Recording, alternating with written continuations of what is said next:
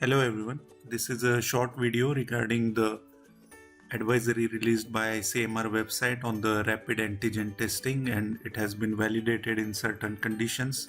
So a document 3 pages they have released, and let's see various things which are included. Firstly, we'll see the main points. The name of the kit is Standard Q. It is Korea and Gurugram based company. The sample from which antigen has to be tested should be taken by nasopharyngeal swab only. No other sample should be taken. It is a kit based. As RT-PCR might take up to 5 hours, this will give very rapid results. So test is interpreted between 15 to 30 minutes and we get test results immediately. As it is kit test, it is very easy to use.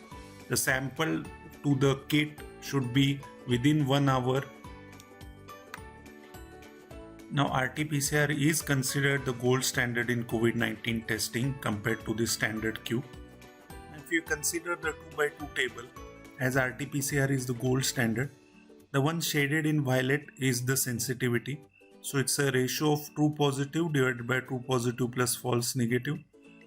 So less false negative, higher will be the sensitivity. But here in this case of standard Q, the sensitivity is 51 to 84%. So the test might give negative results if the PCR is positive. Now important point to focus is on specificity, which is shaded by here in violet. It is ratio of true negative divided by true negative plus false positive. So lesser the false positive, more is the specific. Now specificity in this rapid test is 99.3 to 100%. So very less false positive results are being given by this test. So what does this interpret to? Let's consider sensitivity. Now if a suspect has the rapid test negative but he is highly suspicious, then RT-PCR should be done in such cases because of the sensitivity issues of standard Q.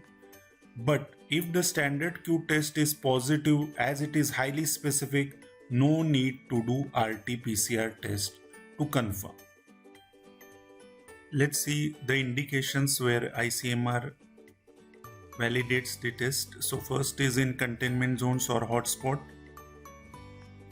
Those patients presenting with influenza-like illness and those contacts who are asymptomatic but with comorbid conditions.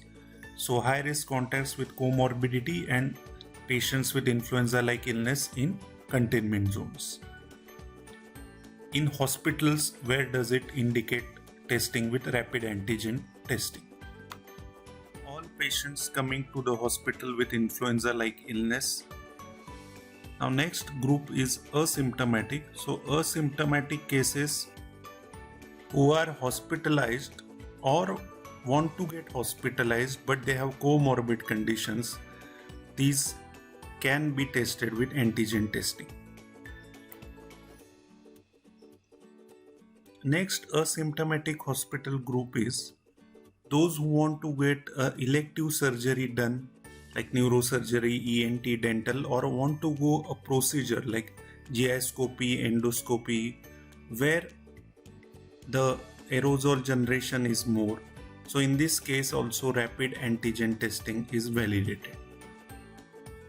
Now this antigen testing being more specific, so positive test is the endpoint, so a lot of time is saved and PCR is avoided.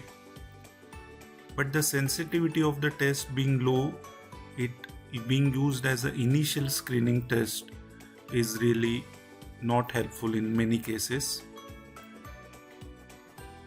It is definitely helpful in hotspot and containment areas where large cases are there. Also in non-COVID hospitals and pre-operative states where indication was not there, this test being in picture might help in certain situations. Thank you for watching the video.